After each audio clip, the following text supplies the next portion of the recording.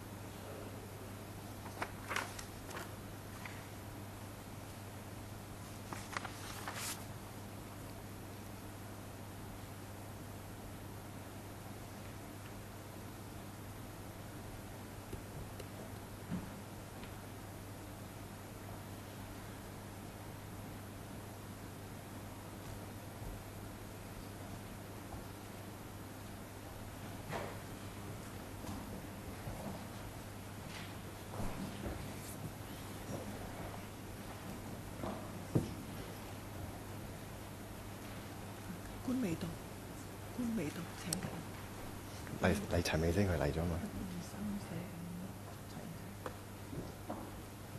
好啦，我叫埋啲官入嚟。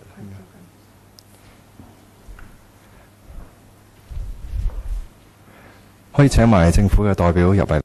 We can also invite the representatives of the administration to come in. 遲到啦嘛，對啊，唔緊要嘅。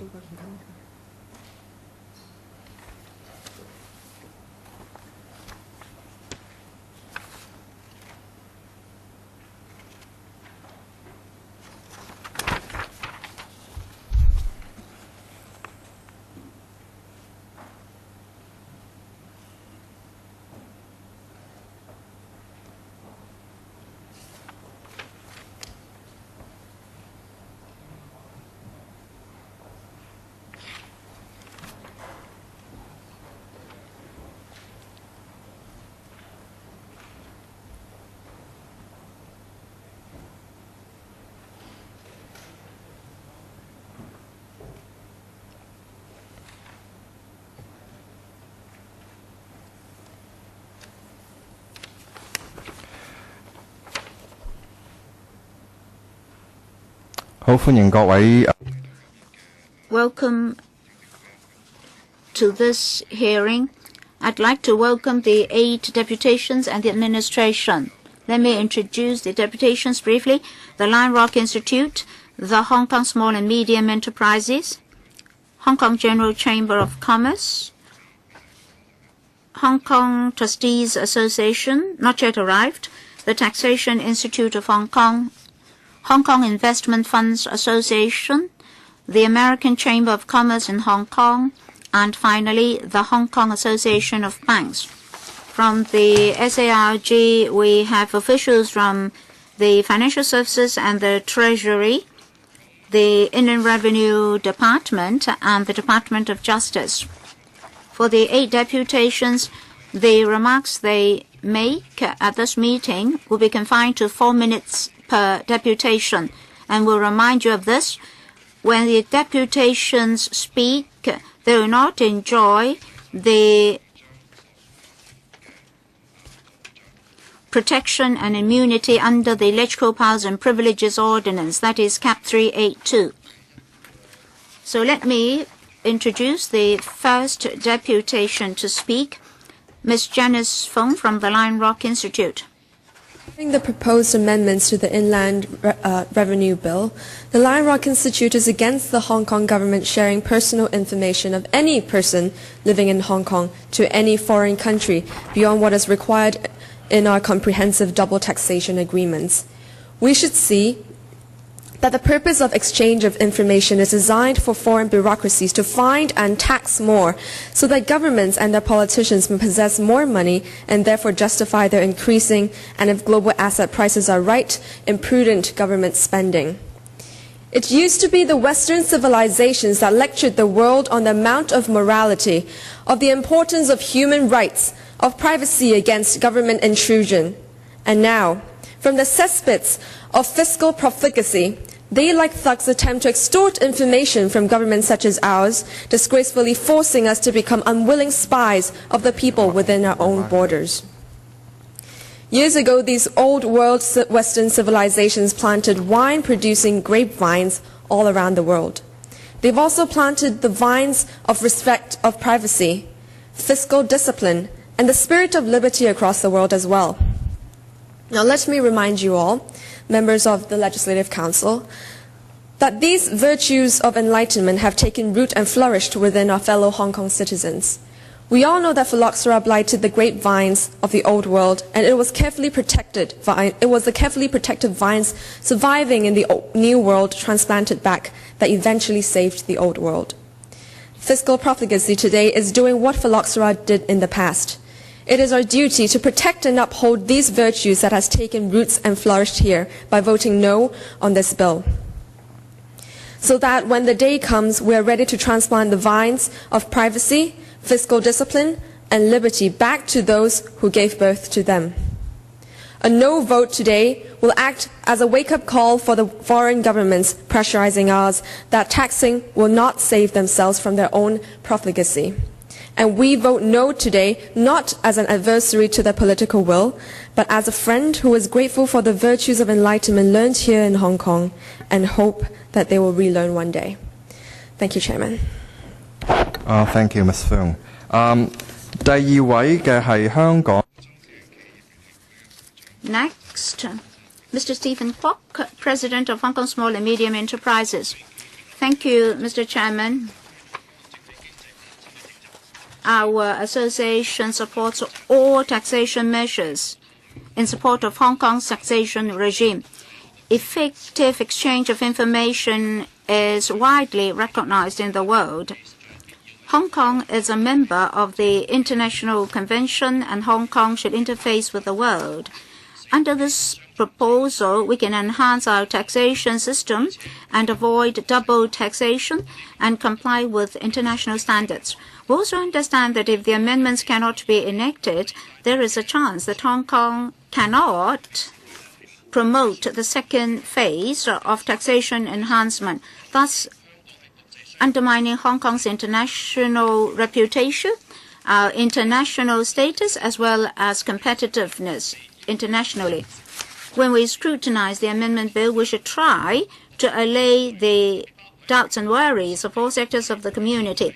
In particular, we should balance the amendments, the protection of the privacy of the public as well as privacy of taxpayers.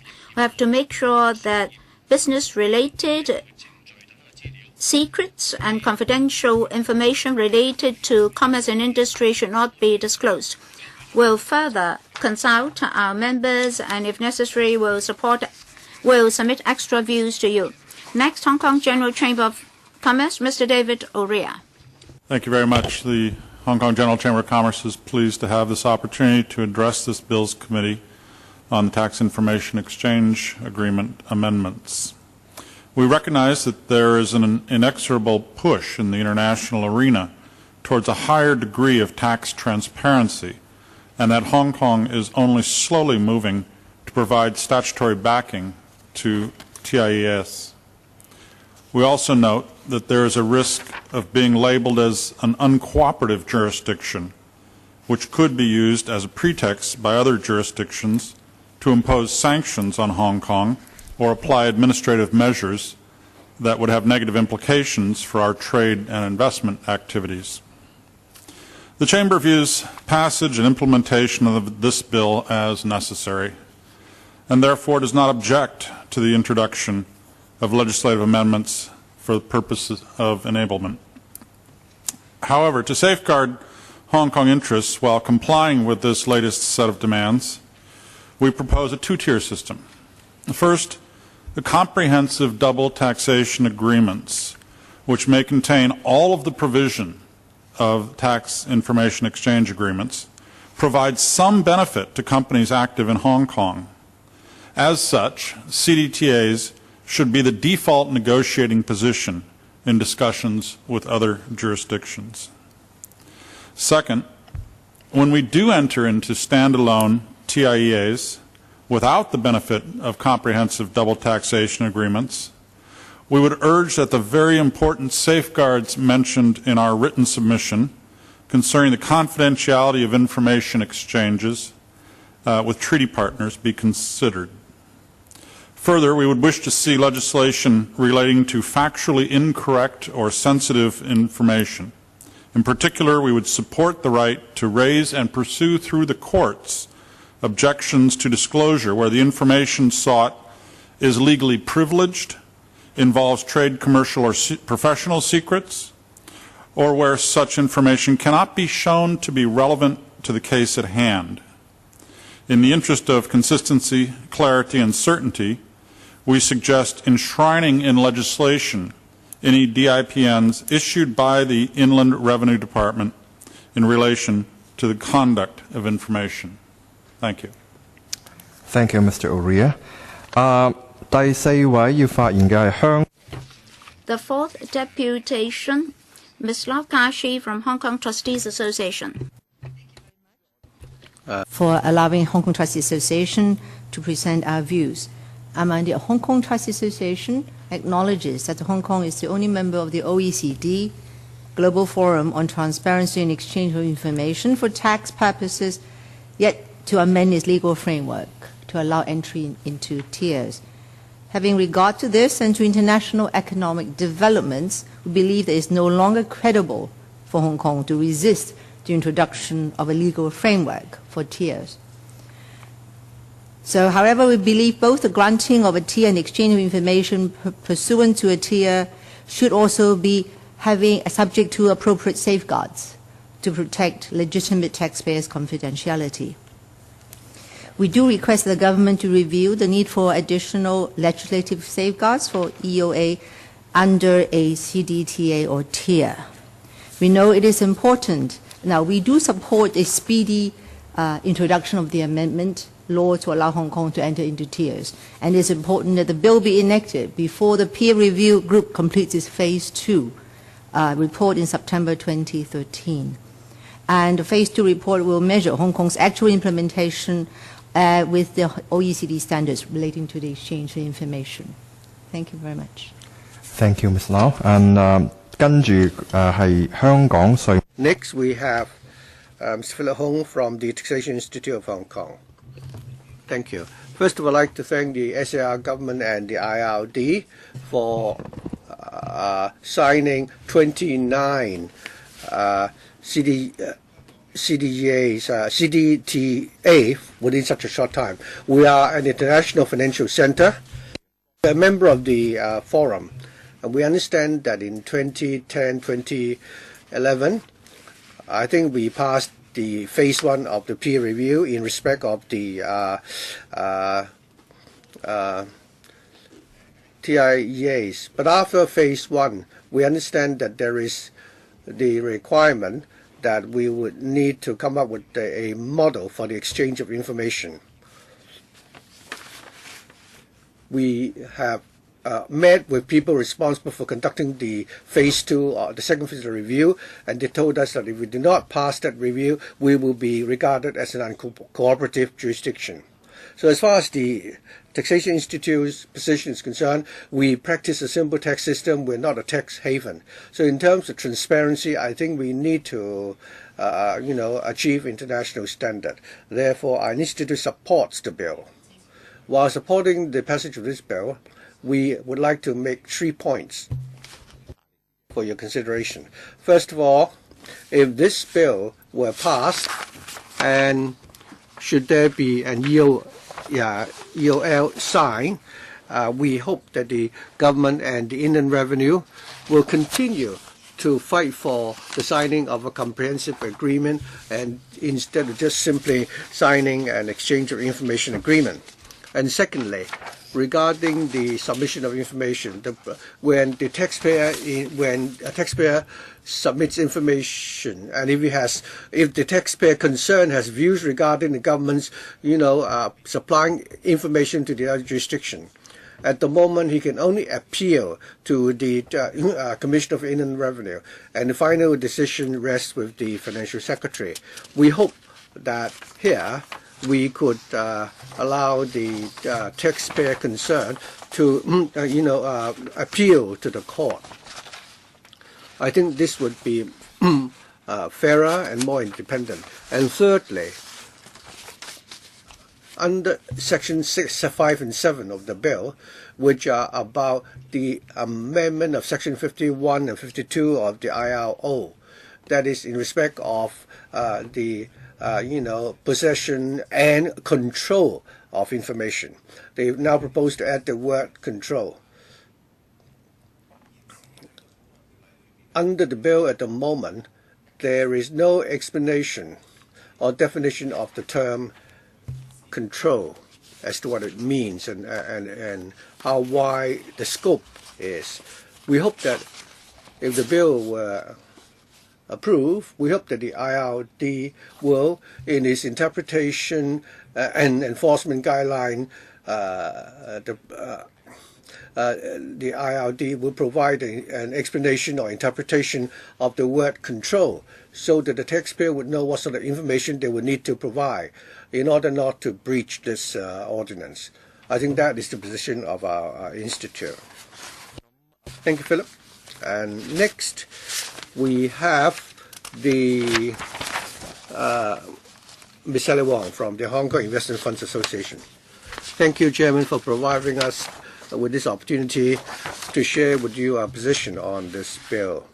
Regarding the government's proposed amendment to the bill, our association is in support of the bill. We have to look at the global and international environment. The trend over the last 10 or 8 years, especially in the last 3 to 5 years, the global trend is moving towards transparency, and the threshold has been raised higher and higher in order to follow the international trend. And Hong Kong being an outward-looking economy, and we have such close contact with the overseas markets, we must be able to achieve the basic international requirement. The requirement put forward this time are not additional requirements, but only to ensure that we will satisfy the basic threshold. And I think this is something that has to be done as soon as possible. At the Global Forum, I think we've passed the first stage of the peer review, and stage 2 will be imminent.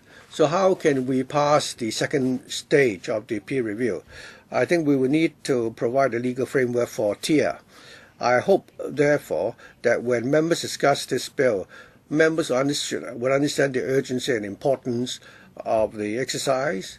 And these are not things which are nice to have. They are basic requirements that we must comply with before we can satisfy international standards. At the same time, we shouldn't overlook the point that this is very important in maintaining our competitiveness. If you look at neighboring countries like Singapore, they have recently announced several policy initiatives in order to enhance the exchange of information mechanism. So this is really crucial in helping maintain Hong Kong's competitiveness. And finally, In this process, we know with the government, in order to satisfy international requirements, it should not, compromise on investor protection or the protection of privacy. In the proposal, each of the proposal actually focuses on the need to protect personal privacy. So I think a good balance has been struck. Thank you, Sally. Next, we have Mr. David Weisner from the American Chamber of Commerce. Thank you. Good afternoon. American Chamber of Commerce thanks the Bills Committee and FSTB for the invitation to provide our views regarding the Inland Revenue Bill 2013. Let me begin by stating that AmCham supports the bill and urges its enactment as soon as possible. Our thoughts are this. International attitudes towards cross-border exchange of tax information have changed dramatically in the last 15 years. The OECD issued a landmark report on harmful tax competition, which began substantial efforts to force so-called tax havens to undertake to comply with specified minimum levels of behaviors designed to counter international tax evasion. In light of the possibility of adverse tax consequences, all complied. Financial centers both onshore and offshore and around the world have recognized these developments and taken a step to be more accommodating to the concerns of the OECD. For example, we know that in Singapore in May 2013 announced a series of steps to strengthen its exchange of tax information by significantly strengthening its framework for tax cooperation to combat tax offenses.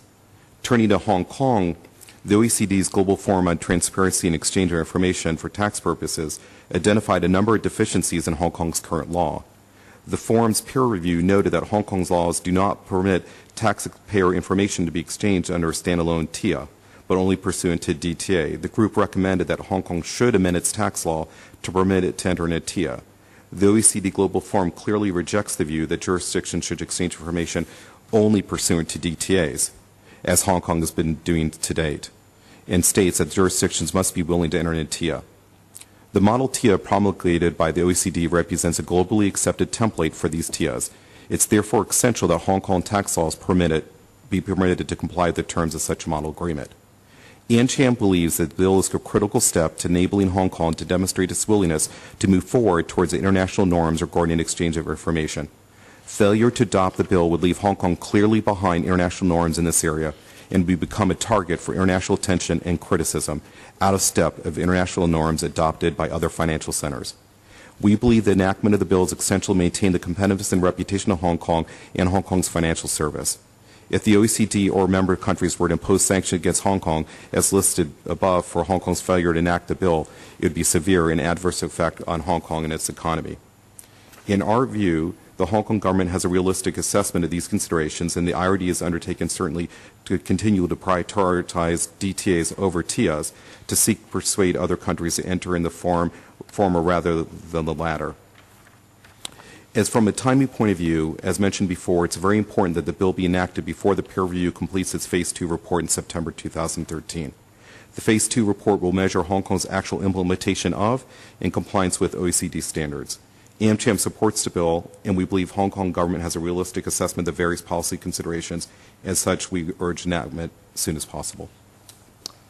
Thank you, Mr. Weisner. And the next deputation will be from the Hong Kong Association of Banks. We have Ms. Christine Tang. Thank you. Honorable Chairman, members of the Bills Committee, members of the administration. As the representative for the Hong Kong Association of Banks, I'm honored today to demonstrate support for the Inland Revenue Amendment Bill 2013. The attitude toward exchange of tax information has undergone significant changes in the past decades. There has been increasing demand internationally for transparency. Ability and willingness to exchange tax information has become the norm. Countries which are labeled as uncooperative have been named and shamed. In an OECD report released in the year 2000, it explicitly stated that OECD countries will impose sanctions against jurisdictions which refuse to cooperate. These sanctions, to name a few, include imposing withholding taxes, imposing transactional charges and levies on transactions, disallowing deductions, exemptions, credits, and other allowances related to transactions with uncooperative jurisdictions. deny deductions and cost recovery which otherwise would be allowed for fees and expenses incurred in establishing or acquiring entities in uncooperative jurisdictions. Enhance audit and enforcement activities. Comprehensive information reporting rules and penalties for incorrect reporting or non-reporting of transactions. Now, all these penalties and sanctions no doubt will increase the cost of doing business and discourage investors to conduct business with uncooperative jurisdictions. Hong Kong is an international financial center.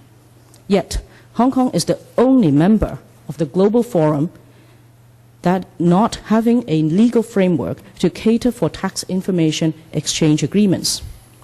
If this bill is not enacted to permit Hong Kong to enter into tiers, Hong Kong is likely to be regarded as uncooperative and faces potential sanctions.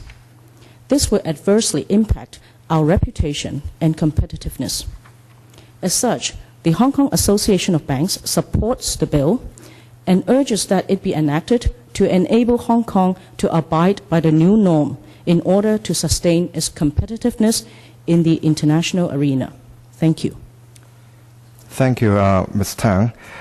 各位團體嘅代表嘅 All the deputations already made the submissions, and do members have any questions for the deputations?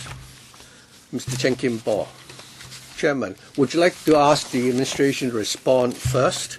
We will ask the administration to respond in a while, but regarding the points made by the deputations, are there anything you'd like to ask the deputations to clarify first? In the administration's response, I hope they will particularly focus on the Hong Kong General Chamber's comment about the two-tier arrangement. All right, if there are no particular questions from members at this stage, I would ask the administration to respond to the points raised by the deputations, and I'll give them 5 to 6 minutes. Permanent Secretary. Thank you, Mr. Chairman. First of all, on behalf of the administration, I'd like to thank those deputations and individuals who've submitted 19 written submissions to us, and today with 8 deputations here. Last week, we saw that the your secretariat had submitted or passed all these submissions to us. I've gone through them very carefully and in detail. I'm also pleased to hear just now that most of the deputations attending today have expressed support for this amendment bill. Some of the deputations said that they would like us to expedite this amendment process such that our status internationally can be recognized. Otherwise, members of the forum may be of the view that we've not been implementing the necessary provisions in our legal framework. Perhaps I should respond in a general manner.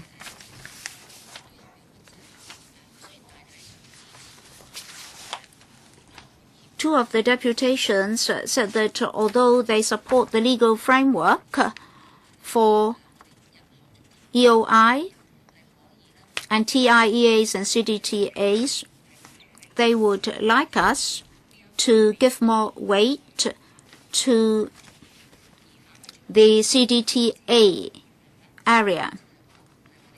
As for TIEAs, the two deputations considered not to be the emphasis of this exercise. In the Financial Affairs panel of the LegCo, we said that Hong Kong would like to use the minimum amendments to provide a statutory framework for enabling provisions. After the enactment of this amendment bill, we hope that both TIEAs and CDTAs will have a legal framework. We understand that the relevant stakeholders and the Society of Hong Kong would like to see Hong Kong and its trade partners do more on the negotiations on CDTAs. Apart from a legal framework, we would like to effect enhancement under this bill, including to the disclosure limitations and the tax items. We've made reference to the international practice and the Hong Kong regime. In future, when we negotiate with our trade partners for CDTAs, we would like to indicate that in terms of EOI, we'll be able to, in actual fact, satisfy their demands and meet their requests for EOI. In future, if we would like to further promote CDTA negotiations, this is a very important aspect. That's why I'd like to emphasize it. Just now, the General Chamber of Commerce suggested that we do it by a two-tier approach. The emphasis would definitely be on CDTA. For certain trade partners and tax regimes, they have less trade activities with Hong Kong. Still, they have this aspiration that even without a TIEA, they would like to exchange certain taxation information with us. Of course, we cannot refuse to explore with these jurisdictions TIEAs and CDTAs. In future, when we formulate our negotiation strategy, we would like to, as far as possible, promote CDTA. If under certain circumstances we have to discuss with certain tax regimes, TIEAs, we have to be very careful on certain aspects. First of all, their own legal frameworks. Do they have any statutory provisions to protect privacy and the right of taxpayers to know? So we have to seek sufficient local protection in that regard. And then for other jurisdictions, after signing TIEAs, what sort of information they have asked other trade partners to submit, we'll have to consider as well. Because in future, when the IRD handle requests and arrangements, they have to resort to these information. Finally, I'd like to emphasize that in terms of protection, we very much emphasize the protection of taxpayers' privacy, right to know, and information confidentiality. A whole series of protection measures will be included in future agreements. And then, in the rules for limitation on disclosure of information, there will be protective provisions to attain a double protection for our taxpayers. So in future, for the tier framework, the CDTA protection principles and measures will be adopted in TIEAs as well. I'd also like to say that some deputations asked us to protect taxpayers' interests and to strike a balance between that and our international obligations. I'd like to emphasize that this amendment bill is already proposing a minimum necessary series of amendments. We're not saying that we have to bypass other tax regimes and take the lead internationally. That's not our intention. Of course, some deputations consider our pace too slow. We hope that in the forum's assessment, in peer assessments, we won't be assessed as substandard. Still, we'll introduce major amendments to make sure that we comply with international standards. Thank you, Deputy Secretary. Just now it seems that the General Chamber of Commerce raised a point, and I'd like to ask about that. That is legal, professional, privilege documents and documents containing commercial secrets. Now, under the framework of this amendment bill, if the taxpayer does not want to to have any disclosure of such documents to the IRD, then what sort of professional privilege or legal privilege are available to them? Any mechanism? Perhaps I should say something first, and if necessary, the Deputy Secretary can supplement. Well, we respect legal privilege. I can point out that under the existing Inland Revenue Ordinance, Section 51(4)(a), it is provided that if any disclosure may affect the professional privilege of a taxpayer, then no disclosure will be necessary. Secondly, if certain information involves commercial secrets, will not be duty-bound to exchange such information with other jurisdictions. Now, these are protective provisions, and we can expressly include such provisions in the CDTAs and TIEAs. And in future, we'll also make use of the OECD model to make sure that the ultimate agreements comply with our statutory provisions. Well, if members have no other questions for the deputations, I'd like to once again thank the deputations for coming. If you haven't submitted a written submission to the LegCo, can you leave a copy with us? Or if you don't have it here, if you don't have your speaking notes here, submit them to us later. The presence today. And if your speaking notes hasn't been sent to the LegCo staff, would you please kindly leave a copy for us so that we can make reference to that in the future? Thank you very much for your attendance.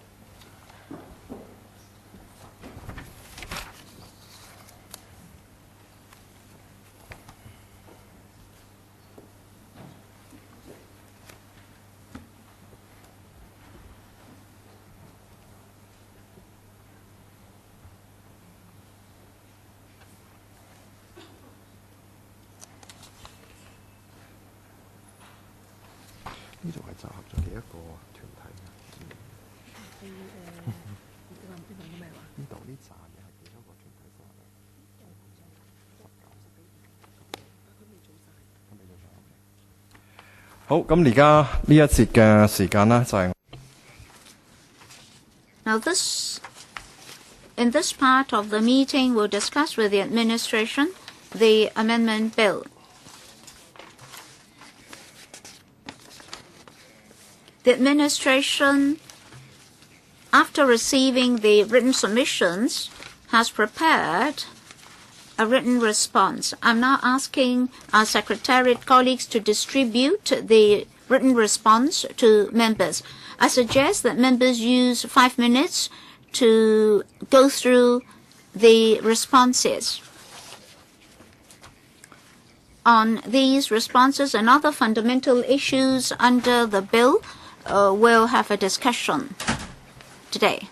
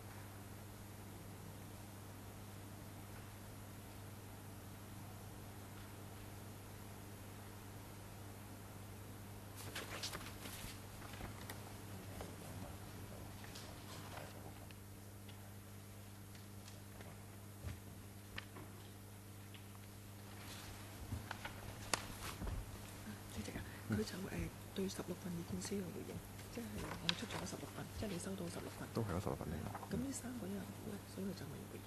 佢冇 written 啊嘛，佢呢3個有咩眼頭？爭呢3個未。好。中文未得，未有。佢後半。後半啦，後半。好，各位委員仲。Well, do members need more time? If it's okay, then you can now put your questions to the administration.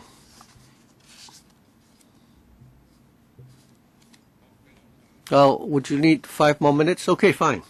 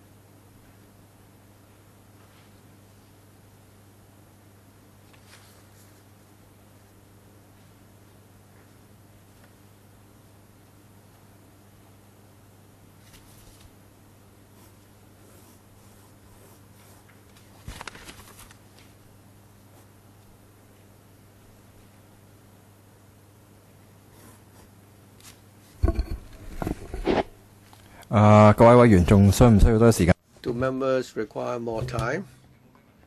Are there any points that you'd like to raise?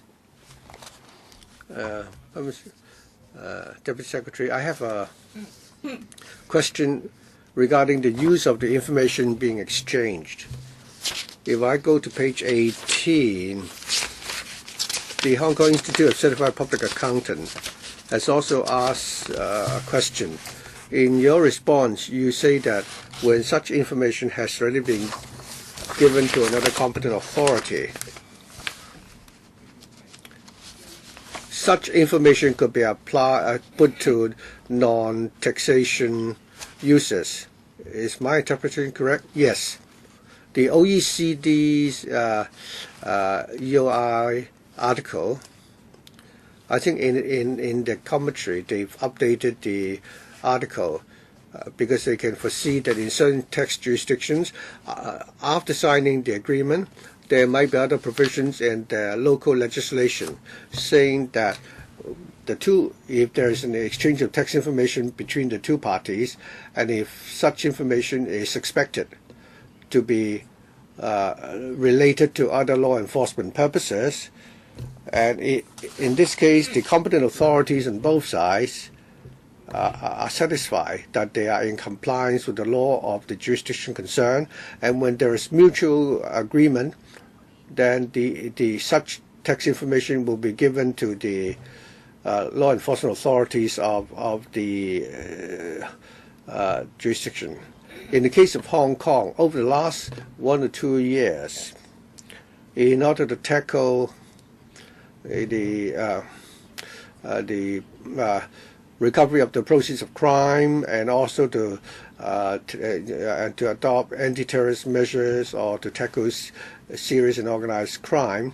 In these three scenarios, Hong Kong had enacted a certain specified legislation which contained a provision saying that if the competent authorities have access to certain tax information which is expected to be relevant to the investigation or the law enforcement actions, then the competent authority may, pursuant to the agreement with the other jurisdiction, provide such information to the law enforcement authorities of the requesting party. I think the OECD article and also making reference to our own legislation, when we negotiate with the other jurisdictions about exchange of information, we will cite these provisions so that both parties will know clearly under what circumstances will Hong Kong be willing to exchange information. We think that this can satisfy the requirements of our own laws and at the same time satisfy the latest requirement of the OECD EORL article. Deputy Secretary. We're talking about reciprocal exchange of information. If one signatory jurisdiction signs a tier agreement with Hong Kong, then the information is given to the competent authority in Hong Kong, which is the IRD. If the tax authorities in Hong Kong is aware that such information is related to organized crime or is linked to terrorist activities, then if they are related to the three legislation, would you then proactively provide such information to the law enforcement authorities such as the police or other law enforcement agencies regarding the actual operation, and also the authorities of the tax authorities under the three ordinances? I'll ask the Commissioner to explain in detail. Chairman, according to the 2012 EORL article, the model article, the OECD has added one provision saying that the tax information exchange could be put to other users. If the laws in both parties agree to such a use, and if the competent authorities on both sides agree that such information could be put to use in such a manner. In other words, the legislation of both sides at the same time, and the competent authorities on both sides agree. Only then will the information exchange be used for a third purpose other than for tax purpose. Mr. Chiu. Well, the other party would need to have provisions relating to drug trafficking, serious and organized crime, or anti-terrorist ordinance laws before we will provide information that whether we will provide information received to the law enforcement authorities in that jurisdiction. On the other hand, if Hong Kong supplies certain information to another jurisdiction, that jurisdiction would need to have, a law similar to our three statutes in Hong Kong before they can pass on such information to their law enforcement authorities. Chairman, your understanding is correct, but I must add that in the agreement, and also in the agreement, we have to insert this provision before we have this outcome. During the time when you reach an agreement, other than adding the OECD model, that is, that such information could be put to to another use, would you also include details such as the anti-terrorist ordinance and so on? Chairman, if we're talking about the arrangement for the exchange of information, the OECD has already provided for a model which Hong Kong follows, but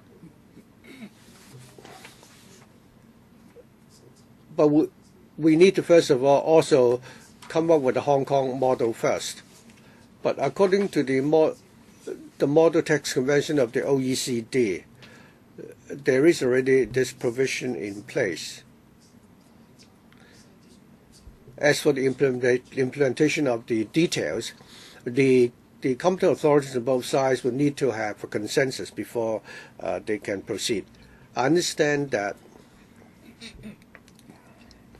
other than the important or the major provision, now very often after an agreement has been signed, there will be a protocol to supplement the main agreement.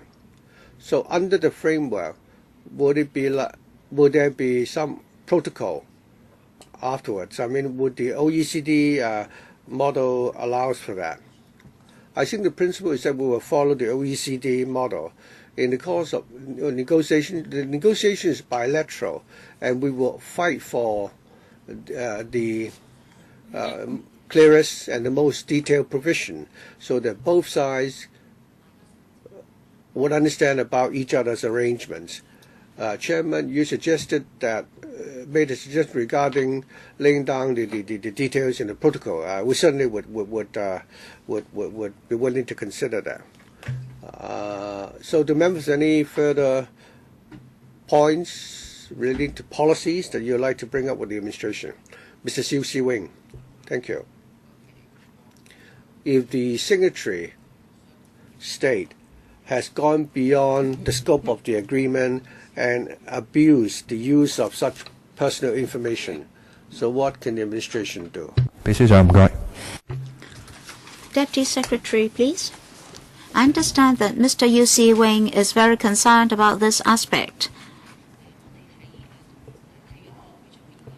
There are two aspects here. First of all, when we negotiate with the signatories, we have to follow the OECD model, in which it is stipulated that the information must be for taxation purpose. For information not related to taxation purposes, we must observe the statutory framework.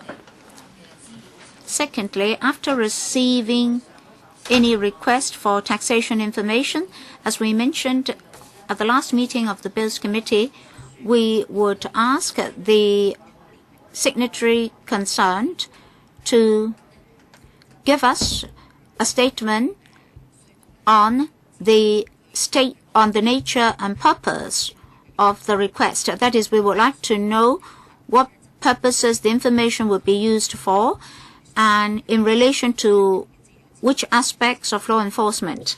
It's only after we've clarified these information that we'll ask the taxpayer concerned for the information concerned. Mr. Yu Si-wing, so you have to do it by way of negotiation. As you said last time, the last resort is to terminate the negotiation. You don't have any middle-of-the-road approach, right? Well, let me recap. Given the legal framework we mentioned, what the IRD can do is that if the other party cannot provide us with the integrated information and cannot state the purpose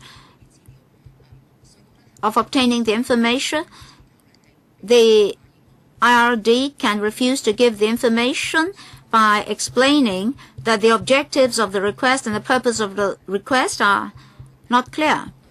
By exchanging documents, we would like the other party to provide further information. If the other party can provide further information to satisfy the IRD can follow up. Otherwise, if there's no follow-up information, the IRD is not duty-bound to handle the request. At the end of the day, if both parties have different views, as we said last time, we'll have the spirit of mutual accommodation, and by way of mutual consultation, we would, as far as possible, like to meet their requests. If in the end we're of the view that the other party is not in cooperation with us, then we do not rule out that either of the parties can terminate the negotiation. Now, if I submit the information, if I submit the request and it's found to be an abuse, and if the taxpayer concerned take the case to court, can Hong Kong courts do anything? It depends on the judicial review concerned. Depending on the decision of the IRD and the Financial Secretary, under court proceedings, if it is ruled that the decision is unlawful, then of course the Commission of Inland Revenue will have to change the arrangements made under his decision. In the extreme case, if the taxpayer concerned is of the view that the information does not satisfy the statutory requirements, then if the IRD is of the view that the other party does not observe the letters and spirit of the law, then a serious statement or protest can be lodged with the OECD. We can see that for other signatories, as there's a communication and consultation mechanism, for the time being we don't see we need to go to that last resort. Up to this moment, the OECD has attached importance to communication. That's why it has arranged regular meetings, training sessions, or seminars to allow parties involved in the EOI can have more exchanges and communication. Any more questions? Mr. Chankin Paul, do you have any question? I would like to proceed to clause-by-clause scrutiny as soon as possible. Our legal advisor, any questions? Mr. Chairman, just now you mentioned in 2012 the government spoke on the model. Apart from taxation purposes, in future, if we are to have the amendment bill enacted, other exchanges of information may be exchanged. And the three pieces of legislation, CAP 45, CAP 455, and CAP 575, were mentioned. Will they follow CAP 122 or the three chapters that I just mentioned? If you look at Section 49 of CAP 112, Section 49, capital A, bracket B of CAP 112 provides that the taxation information should be related to taxation. So if it's not related to taxation, you cannot rely on that provision. Yes, Mr. Chairman, your legal advisor is very clear. When CAP 405, CAP 455, and CAP 375 were enacted, there were clear provisions to the effect that if the taxation authority has taxation information under the purpose and letters of these three pieces of legislation, the IRD is empowered to make a disclosure. So that power will come from those three pieces of legislation, but not the present amendment bill. It's just that when we're involved in negotiation, we'll mention local powers given to local authorities under those three legislations. So in negative vetting, for the subsidiary legislation, you mentioned these three pieces of legislation. Well, we can use a protocol or a piece of subsidiary legislation to specify where the powers are from. So you will stipulate that. So for policies and principles, members, do you have any further questions?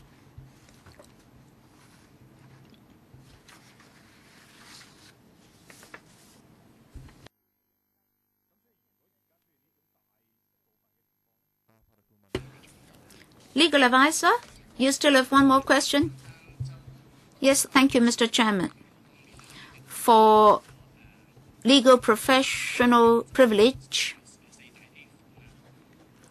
the administration mentioned 4 capital A.